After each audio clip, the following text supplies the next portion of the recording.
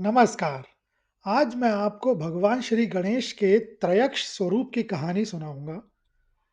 पौराणिक ग्रंथों के अनुसार भगवान शिव ने जब कामदेव को अपनी तीसरी आंखों से भस्म कर दिया था, तब ब्रह्मांड में अत्यंत तीव्र ऊर्जा उत्पन्न हुई थी। देवताओं को भय था कि यह ऊर्जा कहीं सृष्टि का संतुलन न बिगाड़ दे।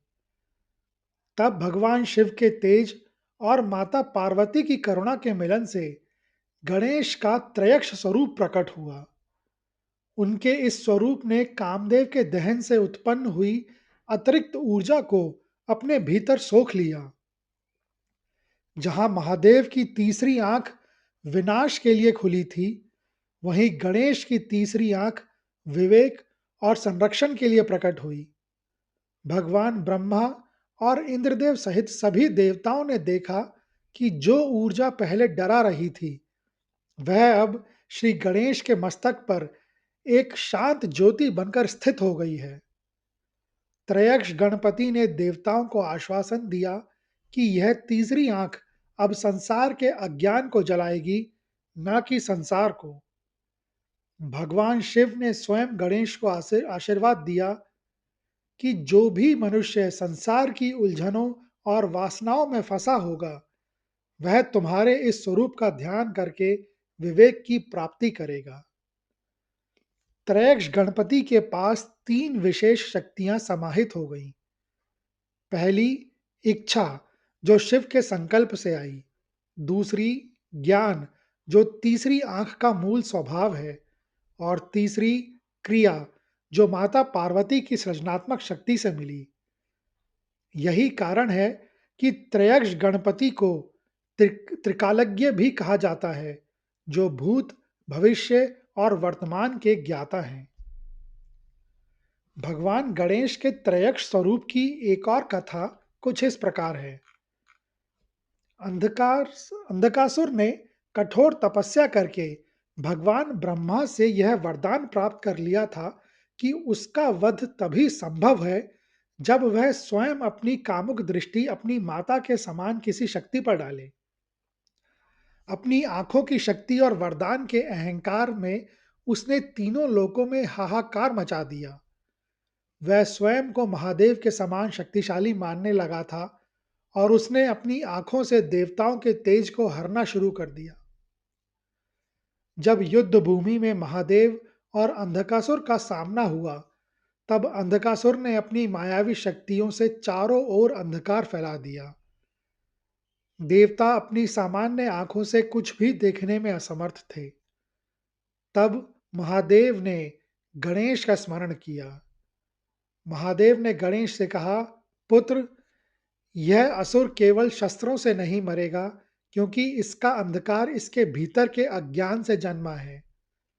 तुम्हें अपने उस स्वरूप को प्रकट करना होगा जो काल के तीनों खंडों को देख सके।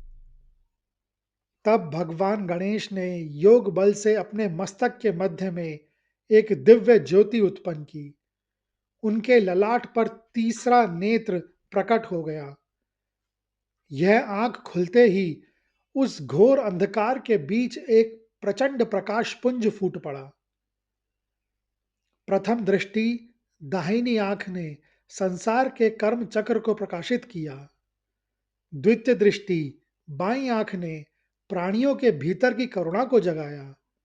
और तृतीय दृष्टि तीसरी आंख ने अंधकासुर के मायाजाल को छिन्न भिन्न कर दिया। जब त्रयक्ष गणपति ने अपनी तीसरी आंख से अंधकासुर की ओर देखा, तो उस असुर को अपनी ही बुराइयों का साक्षात्कार हुआ। उसे बोध हुआ कि वह जिसे प्रकाश समझ रहा था, वह केवल अंधकार की चमक थी। भगवान गणेश ने अपनी तीसरी आंख से निकलने वाले ज्ञान अग्नि के तेज से अंधकासुर के असुरत्व को भस्म कर दिया।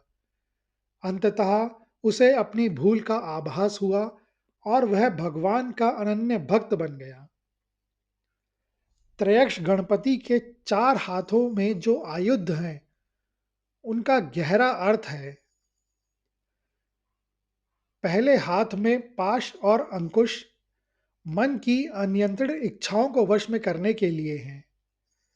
टूटा हुआ दांत यह संदेश देने के लिए है कि ज्ञान प्राप्त करने हेतु त्याग अर्थात स्वयं के अहंकार का त्याग आवश्यक है और आम का फल अर्थात महाफल यह पूर्णता और आध्यात्मिक सफलता का प्रतीक है।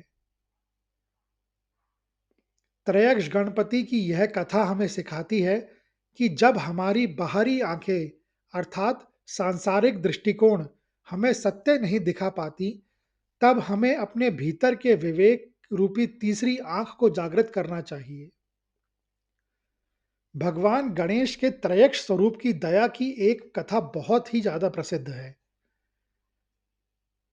यह ऐतिहासिक कथा है राजस्थान के रणथंभौर किले से जुड़ी हुई।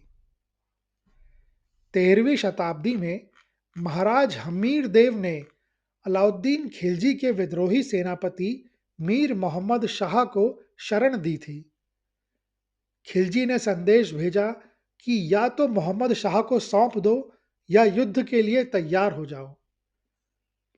तब महाराजा हमीर देव ने कहा था कि शरणागत की रक्षा करना मेरा धर्म है और मैं अपनी बात से पीछे नहीं हटूंगा। महाराज हमीर देव अपनी वीरता और हट के लिए प्रसिद्ध थे। कहा जाता है, सिंह सवन सतपुरुष वचन कदली फलत एक बार तिरिया तेल हमीर हठ चढ़े न दूजी बार। अर्थात जिस प्रकार शेरनी एक ही बार संतान को जन्म देती है, सज्जन व्यक्ति अपनी बात पर अड़िग रहते हैं और केले के पेड़ में एक ही बार फल आता है, एवं जिस तरह विवाह के समय कन्या को तेल हल्दी की रस्म एक ही बार की जाती है, ठीक उसी प्रकार महाराज हमीर का हठ भी अटल होता है। वे जो एक बार ठान लेते हैं उससे दोबारा पीछे नहीं हटते। दिल्ली के सुल्तान अलाउद्दीन खिलजी ने अपनी विशाल सेना के साथ रणथंभौर के अभेद्य किले को घेर लिया। युद्ध महीनों चला। खिलजी की सेना ने किले के चारों ओर घेरा डाल रखा था, जिससे रसद की आपूर्ति पूरे तरह कट गई थी। किले के भीतर अनाज और पानी का भारी संकट पैदा हो गया। महाराज हमीर देव भगवान गणेश के परम भक्त थे। संकट की इस घड़ी में वे विचलित होने की बजाय भगवान गणेश की भक्ति में लीन हो गए। एक रात जब वे अत्यंत व्याकुल अवस्था में सोए, तो भगवान गणेश उनके स्वप्न में प्रकट हुए। भगवान के उस विग्रह के मस्तक पर तीसरी आंख चमक रही थी। भगवान ने राजा से कहा, हे राजन, विचलित ना हो, कल की सुबह तुम्हारे सारे संकटों का अंत कर देगी। तुम अपनी भक्ति और न्याय के मार्ग पर अड़िग रहो। अगले दिन की सुबह जब राजा और उनके सैनिक उठे, तो उन्होंने देखा कि किले की एक मुख्य दीवार पर त्रिनेत्र गणेश की प्रतिमा स्वयं अंकित हो गई थी। वह प्रतिमा किसी मनुष्य द्वारा नहीं बनाई गई थी, बल्कि वह स्वयंभू थी। उसी समय दो आश्चर्यजनक घटनाएं घटीं। पहली, किले के खाली हो चुके अन्नगार जादुई रूप से भर गए और दूसरी, अलाउद्दीन खिलजी के शिविर में अचानक बीमारी और आंतरिक विद्रोह के कारण भारी अव्यवस्था फैल गई, जिससे घेराबंदी ढीली पड़ गई। महाराज हमीर देव ने कृतज्ञता प्रकट करने के लिए सन 1300 में उसी स्थान पर एक भव्य मंदिर का निर्माण करवाया। यह विश्व का एकमात्र ऐसा मंदिर है जहां भगवान गणेश अपने पूरे परिवार रिद्धि सिद्धि यानी दोनों पत्नियां और दोनों पुत्र शुभ और लाभ तथा उनके वाहन मूषक के साथ विराजमान हैं। इस स्वरूप की सबसे बड़ी विशेषता उनकी तीसरी आंख है, जिसे ज्ञान और न्याय का प्रतीक माना जाता है। इस कथा के प्रभाव से एक अनोखी परंपरा शुरू हुई जो आज भी जारी है। भक्त अपने घर के किसी भी मांगलिक कार्य का पहला निमंत्रण पत्र रणथंभौर के त्रिनेत्र गणेश को भेजते हैं। हर दिन मंदिर के पते पर हजारों डाक आती हैं। मंदिर के पुजारी इन निमंत्रण पत्रों को भगवान के चरणों में पढ़कर सुनाते हैं, ताकि भगवान स्वयं उस कार्य को निर्विघ्न संपन्न करवाएं। यह कथा हमें सिखाती है कि जब मनुष्य के सारे साधन विफल हो जाते हैं और वह पूर्ण समर्पण के साथ ईश्वर को पुकारता है, तो त्रिनेत्र जागृत होती है और असंभव मार्ग भी सुलभ हो जाते हैं। यह कहानी सुनने के लिए धन्यवाद।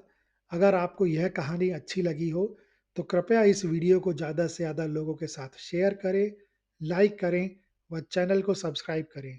कमेंट्स बॉक्स में लिखें, ओम गणेशाय नमः।